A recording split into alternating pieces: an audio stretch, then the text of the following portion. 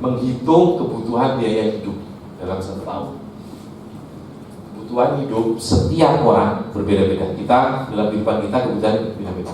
Nah, di sini tolak ukurnya apa? Yang pertama, hati nurani. Kemudian pendapat umum yang normal, uruf. Jadi menurut umum, saya misalnya, saya punya 2 anak istri, punya 1 istri, 2 anak. Ada 4 orang yang saya tanggung. Sangat terbalik, Ustaz. Ada yang rekam ini. Terekam. Insya Allah disensor. Jadi ada 4 orang yang saya tanggung di dalam rumah tangga. Nah, kebutuhannya berapa selama 1 bulan? Misalnya, secara normal ya, bukan berlebihan. Misalnya normal dengan misalnya anggap 10 juta dengan kebutuhan biaya sekolah apa semuanya, untuk jalan-jalan juga termasuk, nanti ada normalnya 10 juta, taruh anggap 4 orang dalam sebulan normal misalnya di Samarinda, di Balikpapan, karena berbeda, setiap kota beda. Di Jakarta berbeda sama daerah. Ini juga dilihat kebutuhannya. Tidak bisa orang desa, misalnya orang tinggal di desa, kemudian disamakan dengan orang hidup di kota. Kebutuhannya berbeda ya. Dengan jumlah keluarga yang sama, kebutuhan desa, orang hidup di desa sama di kota itu berbeda.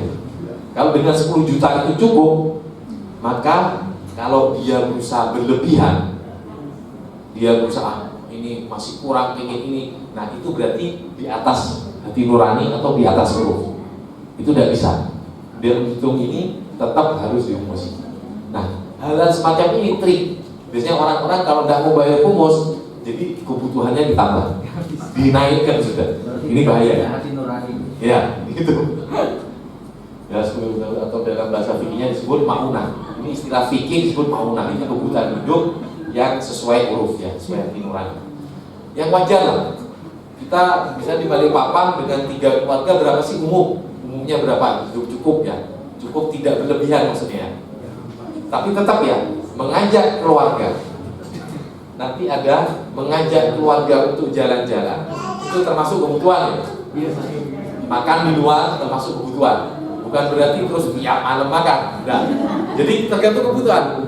Jangan tiap malam makan. Ini lari dari humus saja. Nah, di sini kebutuhan dalam fisiknya disebut maunah.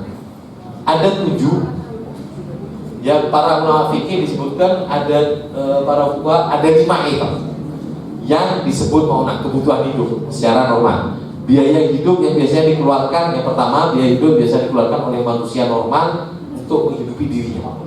Orang pribadi per pribadi kebutuhan hidup sebulan berapa? Itu. Yang kedua, pajak pemerintah itu masuk kebutuhan, atau juga kafaroh, denda-denda kita yang mungkin dia keluarkan. Misalnya kita wajib bayar pajak pemerintah, pajak listrik, pajak apa semuanya, pajak bangunan apa semua, pajak toko kita semua, yaitu masuk kebutuhan hidup kita. Jadi tidak perlu dihumusin, harus dipotong dulu, dikurangi, masuk kebutuhan hidup. Yang ketiga, kebutuhan dasar manusia seperti rumah, tempat tinggal, transportasi. Kalau misalnya saya sebagai misalnya ada orang statusnya dia direktur, kalau dia kebutuhannya harus pakai mobil, ya harus beli mobil. Nah, direktur tuh layak secara normal, mobilnya apa? Mobilnya mewah atau sedang atau enggak yang jelek? Nah, ini harus dilihat. Status masyarakatnya harus juga dilihat. Kalau misalnya orang misalnya kayak kita, ada sebagian orang dengan motor aja cukup, ya sudah dengan motor.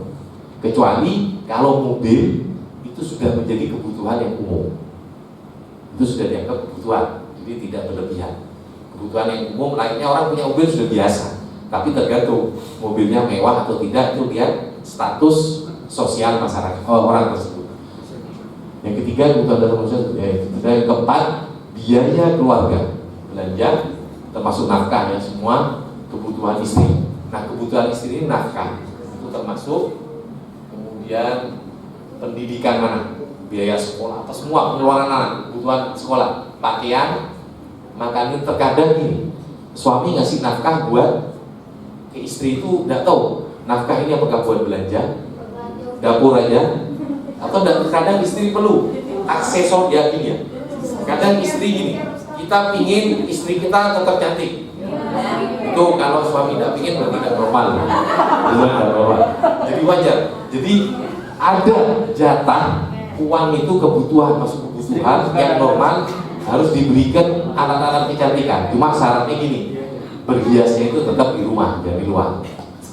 Jadi kan istri ini pernah istilahnya ingin merawat tubuhnya itu tentu biar suami ini kan gitu, bukan untuk orang lain ya.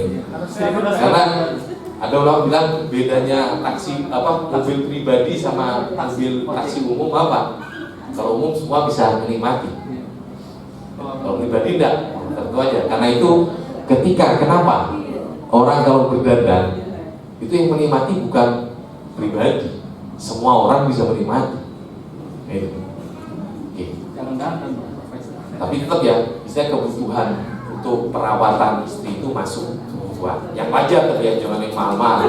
Karena ada satu bedak aja itu harganya ya Allah. Cuma jangan terlalu murah, karena yang murah takutnya palsu masalah juga. Kalau mau enak, bikin buah alami. Jadi masker alami. Oke.